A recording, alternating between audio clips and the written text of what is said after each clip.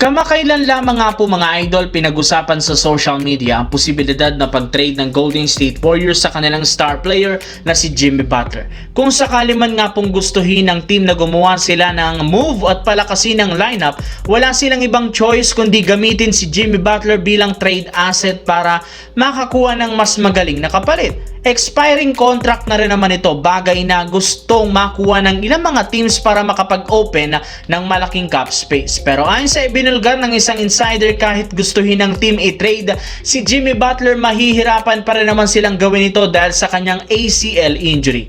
Kakaunti lang naman ang mga teams na may interest katulad ni Jimmy Butler na kagagaling pa lamang sa injury at 36 years old na nga ito. Kaya mahihirapan silang makakuha ng mas maayos na player na kapalit nito sa isang trade ngayong off-season. Sa madaling salita, mas matalino kung pananatilihin na lamang nila ito kaysa mahirapan silang makahanap ng trade partner.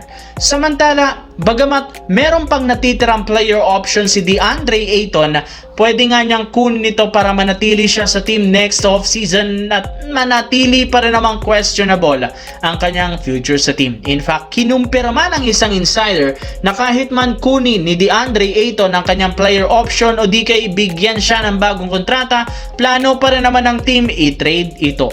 Wala na rin namang tiwala ngayon ang kanilang Lakers team sa kanilang big man dahil sa lamyanang nilalaro nito sa nakalipas na playoffs. Kaya imbis na panatilihin siya, plano ng team i-trade ito para makagawa ng bakanteng pwesto.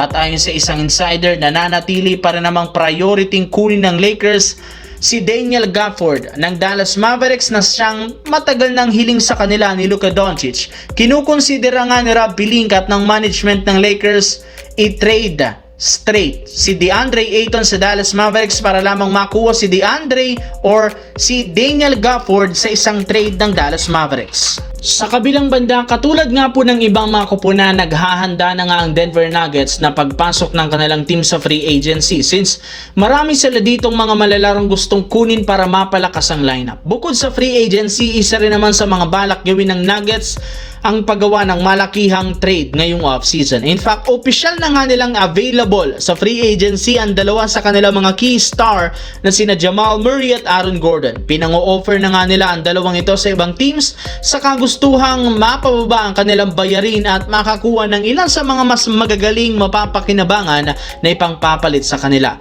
Na-realize nga na hindi umuubra ang dalawang ito bilang katandem ni Nikola Jokic matapos ang sunod-sunod din ang pagkatalo sa playoffs.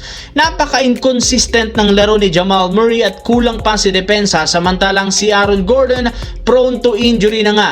Kaya naghahanap na nga sila ng ipangpapalit sa dalawang ito na mas makakatulong kay Nikola Jokic sa Denver Nuggets para makabalik muli sila sa championship.